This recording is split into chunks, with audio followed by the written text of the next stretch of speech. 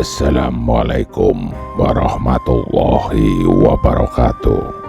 Salam Rahayu.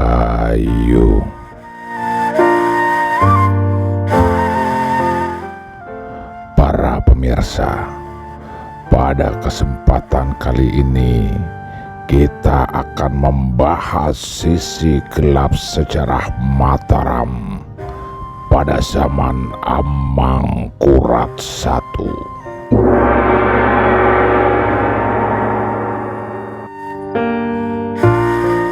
Ya, Amangkurat I lahir sekitar tahun 1619 Masehi dan merupakan anak ke-10 dari istri kedua Sultan Agung Mataram.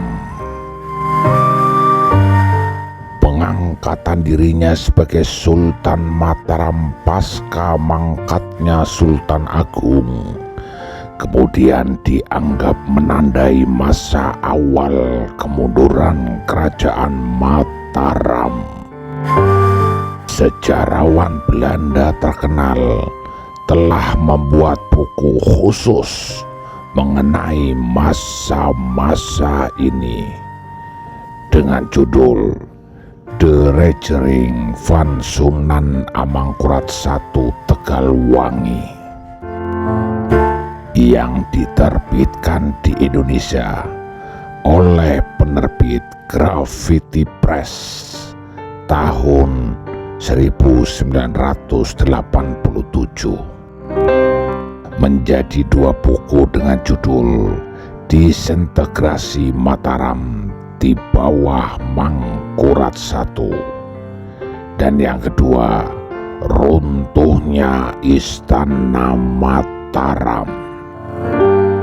Dari judulnya kita sudah bisa menyimpulkan bahwa keruntuhan Mataram berada di bawah tanggung jawab Sang Amangkurat I ini. Bahkan di dalam Babat Tanah Jawa Karapan Mensma, masa pemerintahan Amangkurat I digambarkan bahwa ketika itu raja bertindak sekendak hatinya, tidak seperti biasanya. Ia sering melakukan tindak kekerasan dan selalu bermain siasat. Para bupati, para menteri, dan para keluarga istana bertindak semaunya dengan menyalahgunakan kedudukan mereka. Ketertiban negara menjadi rusak. Seluruh penduduk Mataram dirundung ketakutan. Lalu sering terjadi gerhana bulan dan gerhana matahari. Hujan menyalai musim dan bintang meteor terlihat setiap malam. Terjadi pula hujan abu dan gempa bumi. Ya, banyak pertanda jelek menampakkan diri. Ini semua petunjuk bahwa negara akan rusak.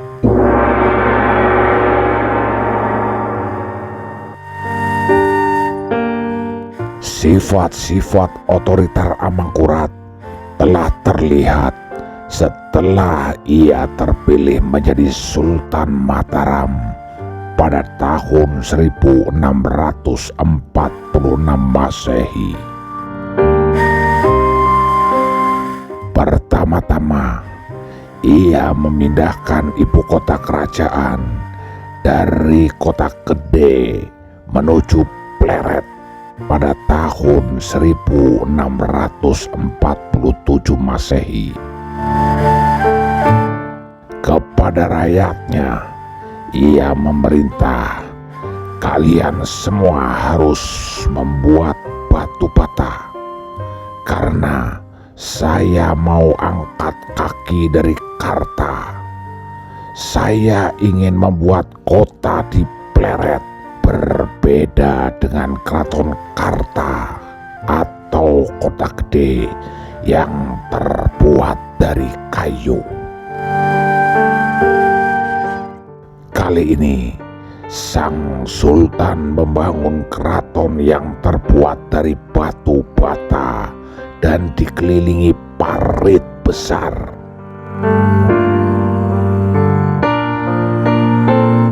Pada tahun 1668, ketika utusan Belanda mengunjungi keraton Pleret, ia menggambarkan keraton tersebut sebagai sebuah pulau di tengah danau. Pengasingan diri dengan sengaja ini cocok seluruhnya dengan watak Sunan Amangkurat yang tidak suka bergaul.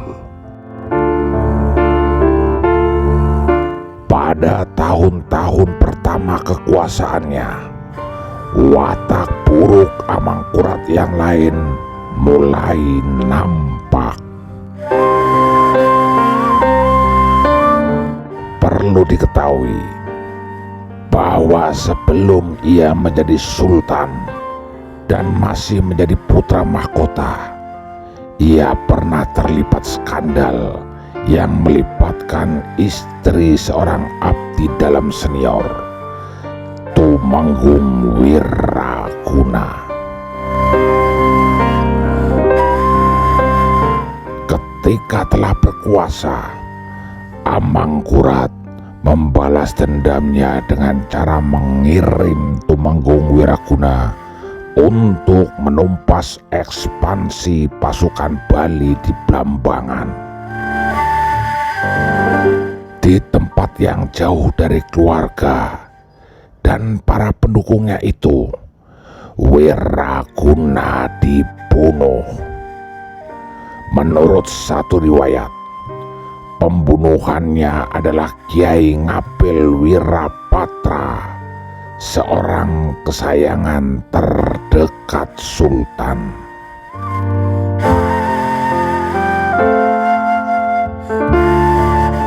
Tidak hanya itu, Amangkurat juga memerintahkan pasukannya untuk membasmi semua orang yang pernah terlibat melaporkan tindakan skandal yang dahulu dilakukan kepada ayahnya, Sultan Agung.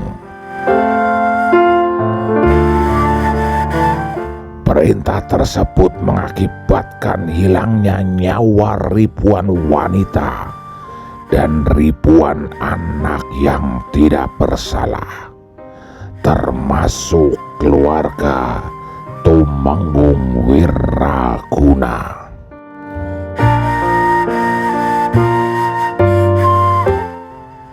Adik sang Amangkurat, Pangeran Alit, merasa turut terancam karena sebenarnya ia termasuk ke dalam kelompok Tumenggung Wiraguna. Ketika seluruh teman-teman terbaiknya telah dibantai, Pangeran Alit mulai mendekati pemuka-pemuka Islam untuk menghilangkan kecurigaannya. Di saat yang bersamaan, ia mengumpulkan kawan-kawannya untuk melancarkan serangan terhadap sang kakak. Mengetahui adanya plot tersebut, Amangkurat kembali menghabisi sebagian pendukung adiknya. Akibat dari provokasi tersebut, Pangeran Alit beserta kekuatan sekitar 60 orang pendukungnya menyerbu alun-alun keraton dalam sebuah pertarungan berdarah penghabisan pada tahun 1647. Kekuatan Pangeran Ali tersebut tidak sebanding dengan pasukan raja yang membasmi penyerangan tersebut dengan mudah, hingga menyisakan Pangeran Ali seorang. Menurut catatan Belanda yang dipercaya, Sang Sultan akhirnya membiarkan para mantrinya untuk membunuh Pangeran Alit atas alasan pembelaan diri. Dengan itu, bersilah tangan Sang Amangkurat dari darah adiknya sendiri. Beberapa waktu kemudian, Sang Sultan kembali membunuh pemuka-pemuka agama Islam yang menurutnya telah memprovokasi sang adik untuk menyerbunya. Menurut satu riwayat, dengan isyarat suara tembakan meriam dari istana, tindakan pembantaian pun dimulai dengan korban 5 sampai 6.000 jiwa pemuda, anak-anak, hingga wanita. Pada tahun 1659, Amangkurat kembali melakukan pembunuhan. Kali ini terhadap mertuanya sendiri. Pangeran Pekik beserta anggota keluarganya yang dituduh merencanakan pembunuhan terhadap Sultan. Demikianlah gambaran tindakan Amangkurat yang mempengaruhi masa kehancuran Mataram. Bahkan dalam laporan umum VOC di Batavia pada tanggal 16 Desember 1659 dikemukakan keyakinan bahwa apabila peperangan terjadi, Sang Sultan tidak akan mudah meninggalkan istana Mataram, karena di luar itu ia tidak merasa aman, dan ia pun tidak akan mempercayakan sebagian kekuatan tentaranya kepada pembesar manapun.